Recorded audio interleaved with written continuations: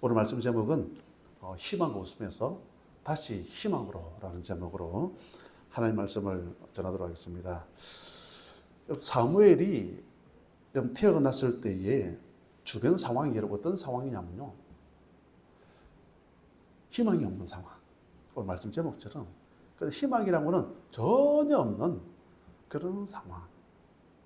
왜냐하면요, 오늘 말씀의 내용들 보면 쭉 나오는데요, 오늘 말씀 이전에도 보면 블레셋이 침략을 해요. 블레셋이 언제 침략한 줄 아십니까? 추수 때가 되면 참 힘들어서 여러분 농사를 지었는데 이제 수확되기만을 바라보고 살아가고 있지 않습니까? 우리는 뭐 지금 이 시대는 없으면 어디 마이너스 통장을 가지고서라도, 그죠? 마이너스 통장을 통해서라도 사 먹으면 되잖아요. 당신은 좀 그런 제도가 아니지 않습니까? 그죠? 근데 여러분, 어쨌든 블레셋이 쳐들어오는데 항상 수확 때가 되어지면 쳐들어와가지고 다 그냥 수탈내 가버리는 그런 상황. 우리는 알죠. 왜냐하면요, 이스라엘 백성들 당시에 이 죄와 부조리가 막 극에 달한 거예요. 죄와 부조리가 극에 달하다 보니까 하나님께서 이제 주변 나라 이 블레셋을 통해서, 그죠? 주변 나라 블레셋을 통해서 하나님 시대마다 이스라엘 백성들로 하여금 정신 차리게끔 했던 그런 어떤 여러 가지 장치들이 있지 않습니까? 때로는 아수르, 때로는 바벨론, 때로는 애국, 그죠? 그런 나라들을 통해서 힘들게 했던 것처럼, 때로는 가사와 가드를 통해서 이스라엘 쳐들어오고 힘들게 했던 것처럼, 오늘 본문을 보니까 사무엘 시대 때에 블레셋이 쳐들어와가지고 힘들게 했다. 그런 내용들이죠. 거기다 보니까 12절에 이렇게 말씀하고 있죠. 12절에 보니까요, 엘리의 아들들은 행실이 나빠 여호와를 알지 못하더라.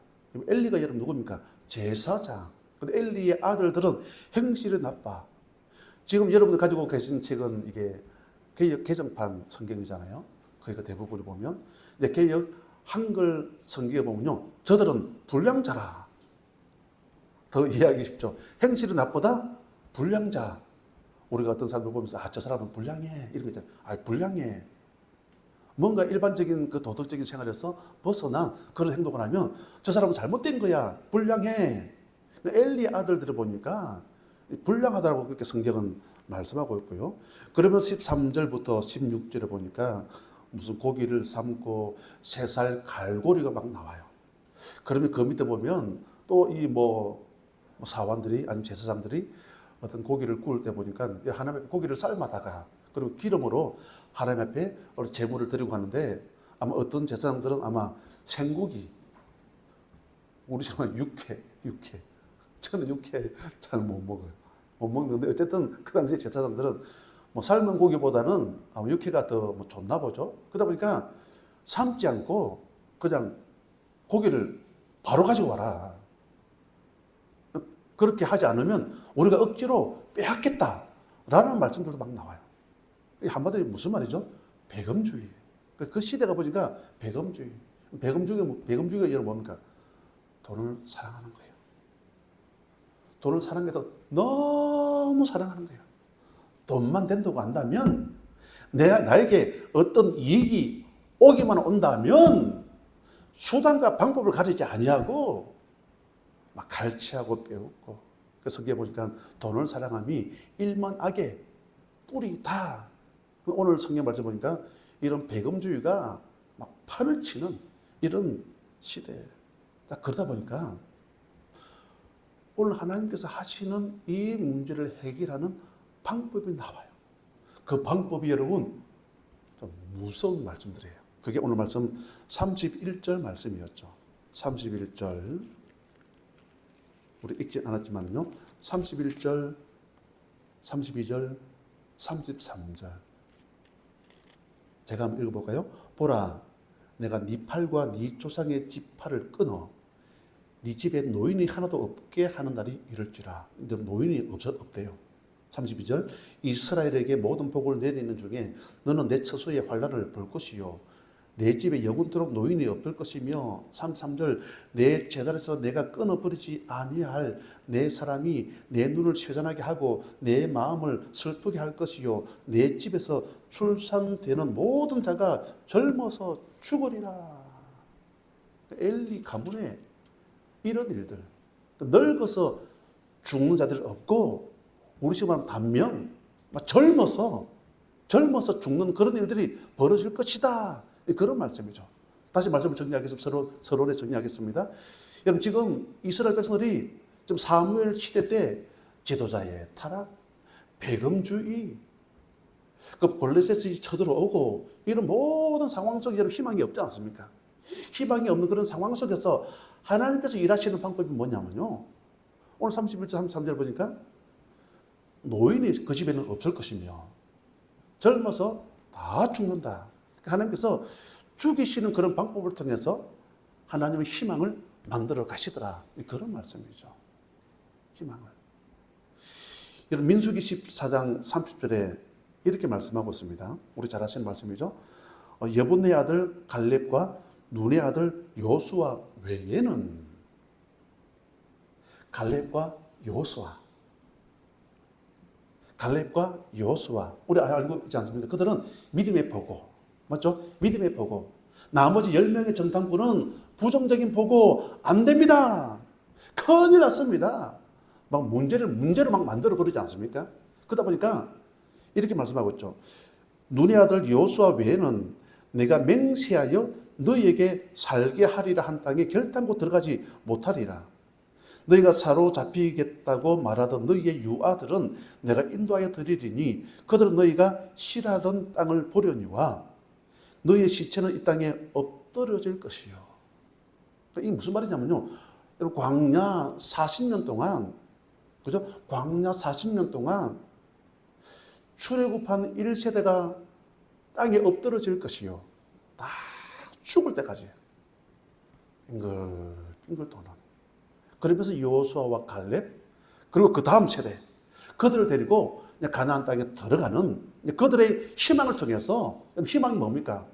부정적인 것이 아니라 긍정적인 것. 그죠?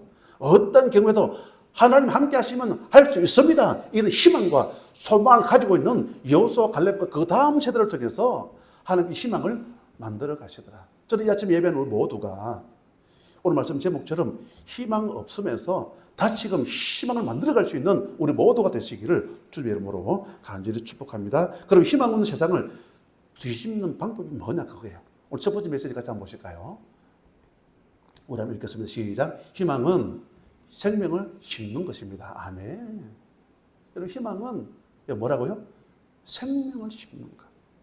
오늘 18절에 이렇게 말씀하고 있습니다. 18절에 보니까 사무엘은 어렸을 때에 세마포 에봇을 입고 여호와께서 뭐 했다고 여러분?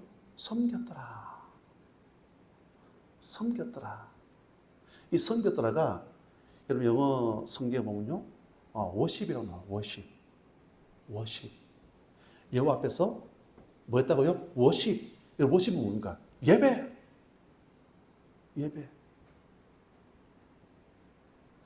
여러분 예배가 뭐냐면요. 예배하는 이 시간이 여러분 어떤 시간이냐면요. 여러분 생명을 심는 시간. 그러니까 모든 것은 어디로부터 나오느냐? 예배로부터. 할렐루야. 예배로부터. 그래 여러분 예배가 그만큼 소중하다. 예배가 중요하다. 그런 말씀이죠. 근데 오늘 말씀 17절에 보니까 이렇게 말씀하고 있잖아요. 17절에 보니까 이 소년들의 죄가 여호와 앞에 심히 크면 그들이 여호와의 제사를 뭐 했다고요? 멸시함이었더라. 예배를 멸시. 반면에 이 아이 사무엘은 여호와 앞에서 여호와를 섬겼더라. 예배. 많은 분들이 보면 많은 또 청년들이 또 많은 학생들이 앞으로 그 인생을 꿈꾸면서 난 이런 사람이 될 거야. 그죠? 난 이런 응답을 누리고 살고 싶어. 열심히 여러분 학원을 다니고 어떤 스펙을 꿈을 꾸지 않습니까? 스펙. 난 이런 자격증을 가지고 난 이런 대학을 들어가고 난 이런 직장을 들어가고. 여러분 스펙이잖아요. 어학능력, 그죠? 어학능력. 뭐 토익 점수, 그 외에 하여튼 어떤 자격증 많은 사람들을 보면 여러분 스펙을 이야기해요. 여러분 신앙생활 하시다 보면 아시겠죠? 스펙이 아니라 여러분 예배. 스펙이 아니라 예배.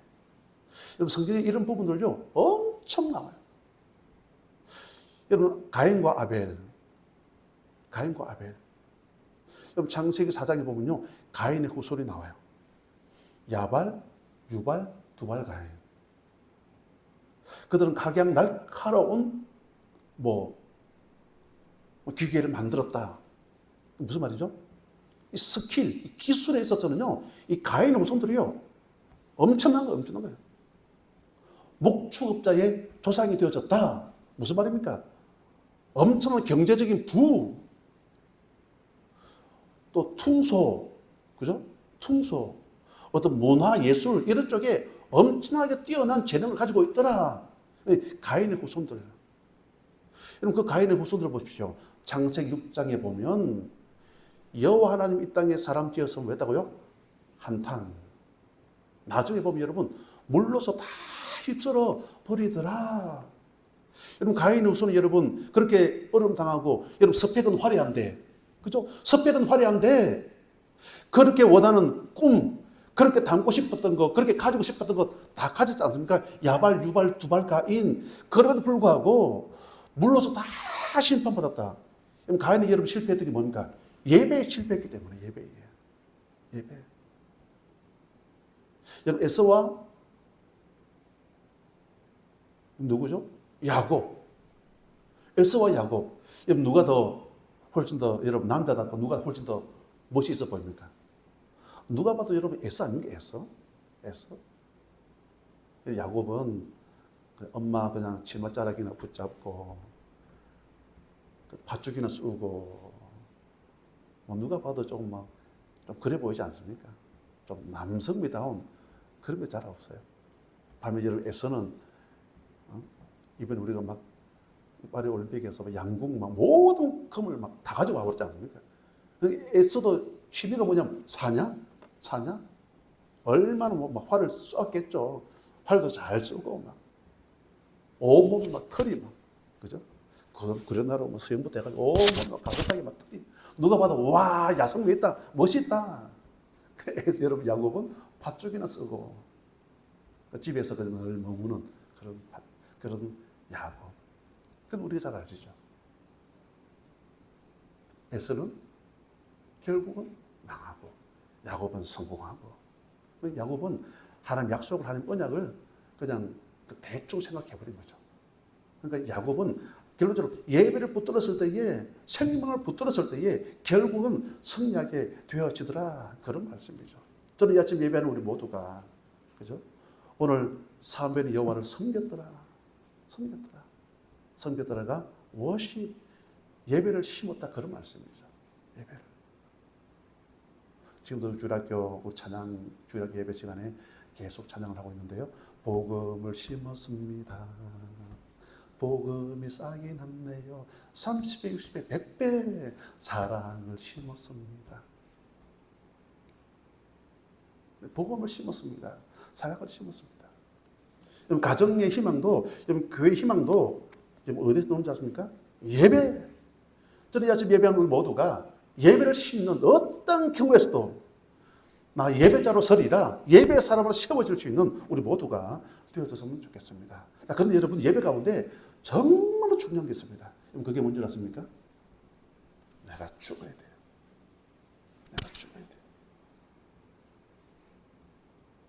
여러분, 매장과 파종의 차이점을 아십니까? 매장과 파종.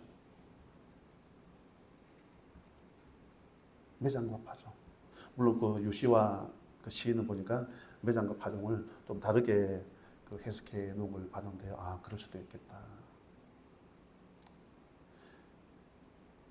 그 유시와 시인은 그렇게 이야기를 해요. 매장은 뭐냐면요, 살면서 어려움 당하는 부분들. 누가 나를 매장시켰다 이런 표현을 쓰잖아요. 어떤 사람이 나를 매장시켜버렸다. 그래서 나는 지금 완전히 이런 바닥을 경험하고 있어. 그렇지만 유시와 시인은 이런 이야기야. 그걸 매장이라고 생각하지 말고 파종이라고 생각해요. 파종. 똑같이 묻혔지만은 거기에서도 어떤 소망을 가지면, 이것도 어떤 이유가 있을 거야. 어떤 계획이 있을 거야. 끝이 아니야. 파종이라고 생각하고 내가 잠시 죽어버리면 거기에서 싹이 나온다. 그러면서 새로운 열매를 제2의 인생을 살아갈 수가 있다. 아주 멋있는 글을 그렇게 썼더라고요. 여러분 신앙생활 하면서도 여러분 매장이 있고 파종이 있거든요. 매장은 어떻습니까? 죽은 거잖아요. 사람이 죽었기 때문에, 그죠? 그게 뭐 납결모를 쓰든지 매장을 하든지 어쨌든 여러분 땅에다가 묻는 것 아니겠습니까?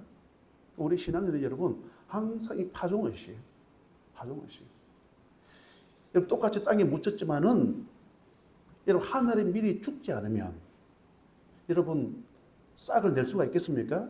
절대로 안 죽으면 절대로 열매를 낼 수가 없다. 그래서 여러분 예배는 어떤 시간이냐, 어떤 면에서는 내가 죽는 시간. 갈라디아서 2장 27절. 내가 그리스도와 함께. 오늘 첫 번째 메시지, 예배가 중요하다. 희망 없으면서 다시 희망으로 가기 위해서는 생명을 심어야 된다. 복음을 심고 기도를 심고 전도를 심고 심어야 된다. 그리고 중요한 게 뭐냐면요, 내가 죽어야 된다.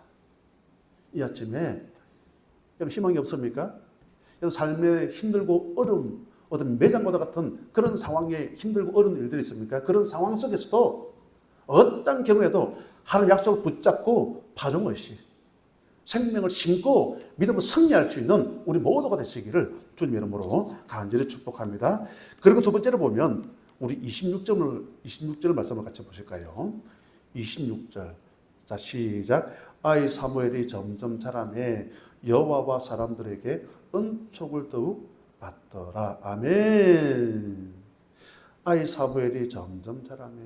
아이고, 참 한나 입장에서, 여러분 한나의 입장에서 한번 보세요. 얼마나 갖고 싶은 그런 자녀였습니까? 그게 아들이든 딸이든 하나님 자녀 주세요. 자녀 주세요. 버린 나는, 그죠? 이 버린 나는 여러 명의 자녀가 있는데 본인은 그렇게 기도하고 애를 썼는데 한 명도 없는 거예요. 그래서 사무엘상 1장 21절 보니까 중요한 기도죠. 나시린. 하나님에게 아들을 주시면 나시린으로 하나님께 드리겠습니다. 이 중요한 기도의 고백을 통해서 사무엘을 얻게 되어지죠. 사무엘을 낳게 되어지는데, 여러분 그 사무엘이 점점 자라나요. 얼마나 예뻐요. 아기를 낳는데 안 자란다, 그 문제 있는 건 아니겠습니까? 여러분 어쨌든 사무엘이 점점 자라난다. 누가 봐도 참 기쁜 일이고 한 생명이 태어나 자라난다. 누가 봐도 여러분 정말 즐겁고 행복한 일이죠. 자, 오늘 이 말씀은 어떤 생명이 태어나 자란다. 이것도 중요한 거지만 저는 이렇게 해석을 하고 싶습니다. 오늘 말씀 제목이 희망 없음에서 다시 희망으로 라는 말씀이기 때문에 사무엘이 자라매, 이 말씀을 희망이 자라난다라는 거죠. 희망이 자라난다. 두 번째 메시지 같이 한번 보실까요? 자, 시작. 희망이 자라납니다. 아멘. 우리 모두가 여러분 희망이 자라나기를 선포했으면 좋겠습니다. 희망. 여러분 이런 표현이 조금 전에 이 26절 이런 표현이 누가복음 2장 52절에도 나오거든요.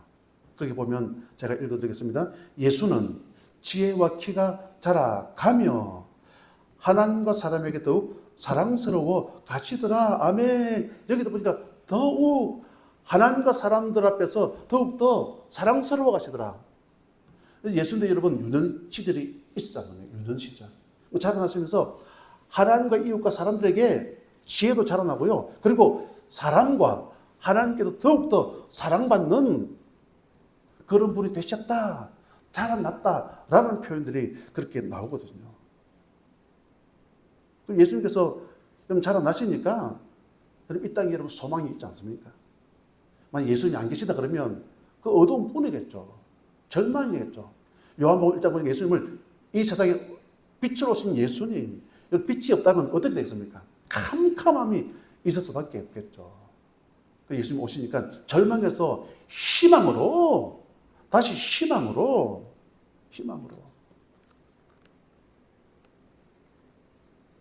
그래서 오늘부터라도 그죠. 당장 이 희망이 자라나기를 기도하고 소원할 수 있는 우리 모두가 되어졌으면 좋겠습니다. 하나님 예배의 자리가 자라나기를 원합니다. 그죠? 우리 교회 여러 가지 빈자리가 많이 있지 않습니까? 예배의 빈자리가 하나님 자라나기를 원합니다. 채워진다는 거죠. 예배가 자라나기를 원합니다. 새벽 기도의 자리가 자라나기를 원합니다. 여러분 성장하지 않는 것은 여러분 뭡니까? 그 병든 거거든요. 맞지 않습니까?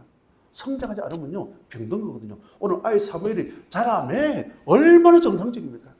아이 사무엘이 자라면 하나님과 사람 앞에 더욱더 사랑받더라. 예수님께서도 자라나시면서 그 기회와 지혜와 키가 하나님 사람들 앞에서 더욱더 사랑받더라.